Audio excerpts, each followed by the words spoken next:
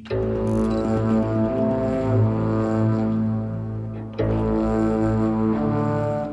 September ১৯৭৭। ঢাকার সকালটা ছিল ৮-১০টা দিনের মতোই। ঘড়ির কাঁটায় সকাল ১০টা।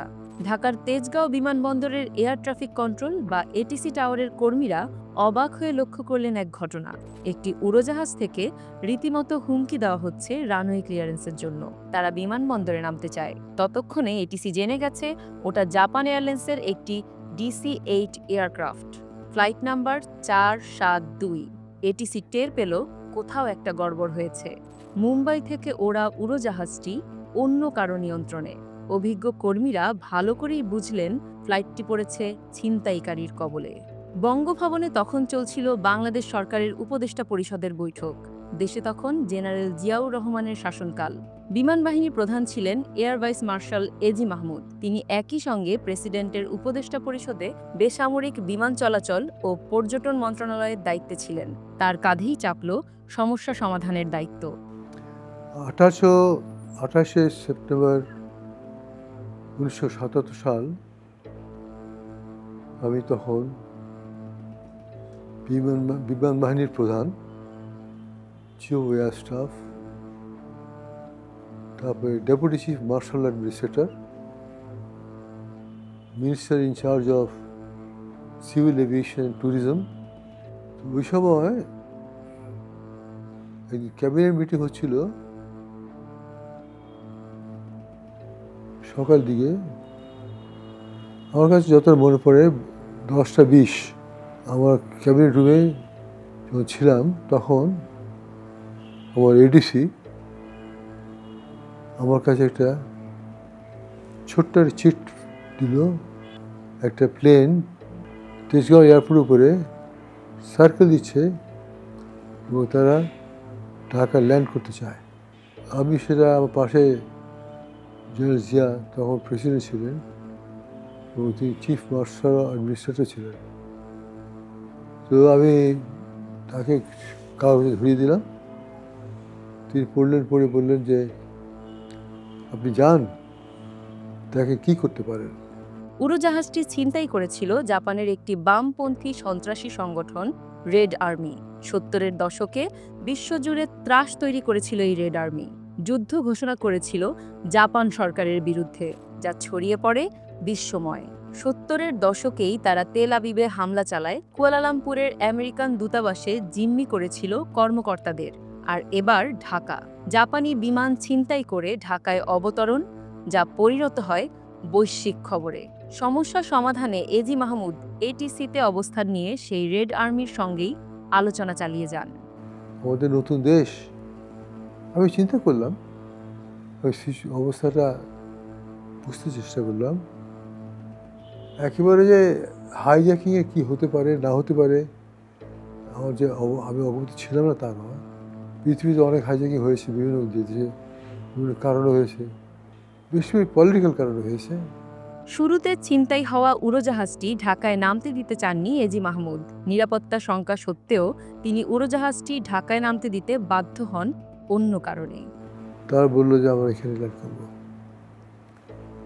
তো ওরা ল্যান্ড করলো। আমি বললাম না ল্যান্ড ক্লিয়ার দিই নাই, আমি ক্লিয়ারেন্স দিই নাই, কিন্তু তোমার যে করো জোর করে তো করো। আমি আর ক্লিয়ারেন্স আমি দিই নাই, কিন্তু রানওয়ে ক্লিয়ার রেখেছিলাম যদি তাদের ল্যান্ড করতে হয়। তখন তারা ল্যান্ড করলো।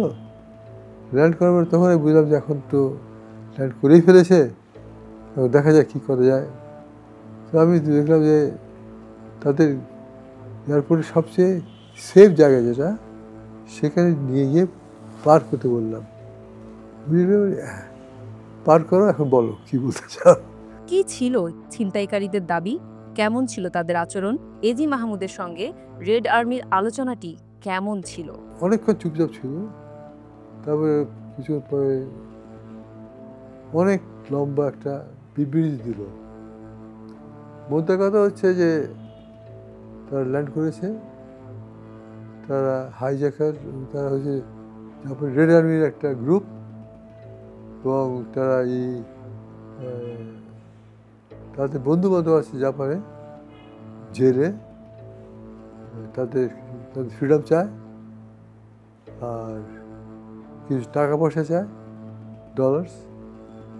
তো তারা করলো $6 মিলিয়ন দাবি করলো, আর 9 জন তাদের কম্প্যাট্রিয়েট যারা বিভিন্ন জেলে আটক আছে তাদেরকে চায় যে তাদের ছেড়ে দিক।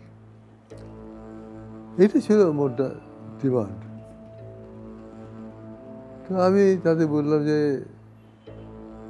এই ডিমান্ড তো আমাদের কাছে কিছু নাই, আমাদের কিছু দেওয়ার কিছু নাই, এটা তো জাপানি গভর্নমেন্টের ব্যাপার।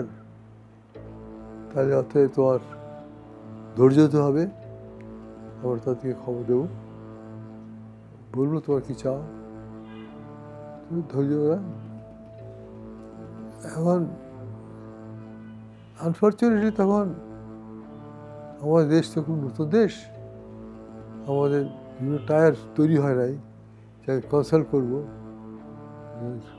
ওর কেউ ছিল না।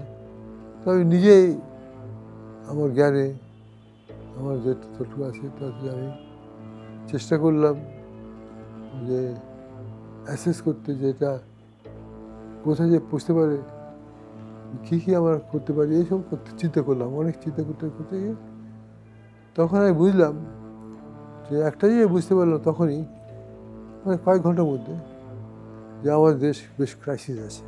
28 সেপ্টেম্বর থেকে 1 অক্টোবর পর্যন্ত air vice marshal AG Mahmud জাপানি ছিনতাইকারীদের সঙ্গে টানা আলোচনা চালিয়ে যান এটিসিতে বসে।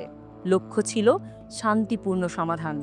48 বছর আগে অনেক ধরনের সীমাবদ্ধতার মধ্যে দিয়ে এত বড় একটা সংকট সমাধানের কাজ করতে হয়েছে তাকেই। 1 অক্টোবর জাপানের উপমন্ত্রী হাজিমে ইশির নেতৃত্বে একটি জাপানি প্রতিনিধি দল ঢাকায় আসেন সংকট সমাধানে। এর আগে 29 সেপ্টেম্বরই জাপান সরকার ছিনতাইকারীদের দাবি মেনে নেওয়ার কথা বলে সব যাত্রীকে মুক্তির আহ্বান জানান। প্রতিনিধি দল মুক্তিপণের প্রতিশ্রুত অর্থ ও জাপানি কারাগারে বন্দী রেড আর্মির 9 সদস্যকে নিয়ে ঢাকায় আসেন। প্রথমে 53 জন ও পরে 82 জনকে ছেড়ে দেওয়ার ব্যাপারে আলোচনা চলতে থাকে। টানা 70 ঘন্টা ধরে আলোচনার পর রেড আর্মি যাত্রীদের ছাড়তে রাজি হয়। তবে এর মধ্যেই জাপান সরকার নিজেদের কমান্ডো বাহিনী পাঠানোর প্রস্তাব দিয়েছিল, কিন্তু বাংলাদেশ তা প্রত্যাখ্যান করে। ওরা করেছিল কি, ওরা কে কে আসছে কি আসছে একটু ম্যানিফেস্ট বলে, এই ম্যানিফেস্টটা তার দিচ্ছে না। প্লেন রওনা হয়ে গেছে কিন্তু ম্যানিফেস্ট দিচ্ছে না। তো আমার কাছে আমার সিভিল অফিসার বললো যে ম্যানিফেস্ট পাচ্ছি আমি। তো আমি চিন্তা করলাম কী জন্য দিচ্ছে না ম্যানিফেস্ট, এই আসবে কে আসছে দিচ্ছে না। তখন আমার একটা আন্দাজ হলো যে তারা হয়তো তাদের একটা ফোর্স নিয়ে আসছে। তো ফোর্স নিয়ে আসলে তো আমার তো পিসফুল হলো না, ফোর্স নিয়ে আসলে তো পিসফুল হলো না। তারপরে আমাদের জমিতে বিদেশি সৈন্য এসে একটা তোলকালাম করবে, এটা সঠিক কথা হলো না, কাজ হলো না। তো তখন আমি এই প্লেনটাকে রানের এক মাথায় হাইজ্যাক প্লেনটা, রানের একেবারে শেষ মাথায় নতুন প্লেনটা পার করালাম, এবং আমার কাছে যে ফোর্স ছিল সেই ফোর্স দিয়ে প্লেনটাকে ঘিরিয়ে রাখলাম। জাপানি হাইজ্যাক প্লেনটা ঘুরে নেই, ওটা কোনো দরকার নেই আমার, ওইটা আমি ঘিরে রাখলাম। মেশিন গান দাগি মেশিন বসে একবার তাক করেছিলাম, এবং ফরেন সেক্রেটারি বললাম আপনি যাদের বলেন কেবলমাত্র যাদের প্রয়োজনীয় লোক তারা আসবে, তারা আর কেউ আসবে না। এর মধ্যেই দেখা দেয় নতুন এক সংকট।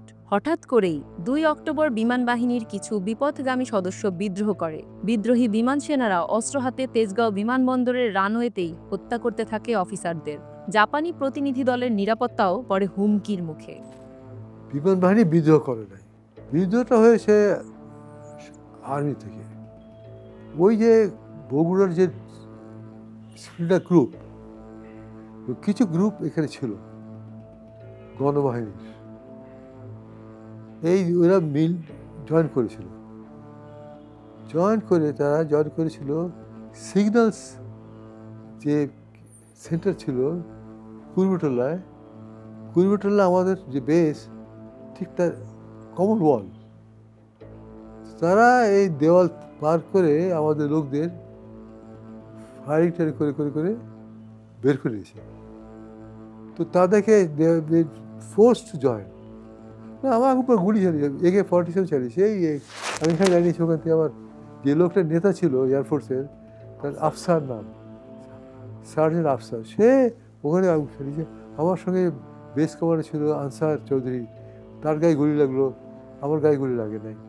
তবে একটা আওয়াজ শুনলাম, সেটা হচ্ছে একটা, এই আওয়াজটা কার জানি না, একজন আওয়াজ চিল্লিয়ে বললো, খবরদার চিফে না।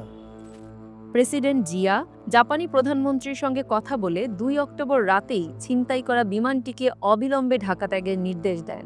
ঢাকা থেকে বিমানটি কুয়েত ও সিরিয়া হয়ে 5 অক্টোবর আলজেরিয়ায় পৌঁছায়। সেখানে বাকি সব জিম্মিকে মুক্তি দেয়া হয়। অবসান হয় ছিনতাই নাটকের। একই সময়ে কঠোরভাবে দমন করা হয় গভীর সংকট তৈরি করা বিমান বাহিনী বিদ্রোহ, বহু প্রাণের বিনিময়ে। 48 বছর আগে জাপানি বিমান ছিনতাইয়ের ঘটনা তাই এদেশের বুকে ঘটে যাওয়া এক শ্বাসরুদ্ধকর অধ্যায়।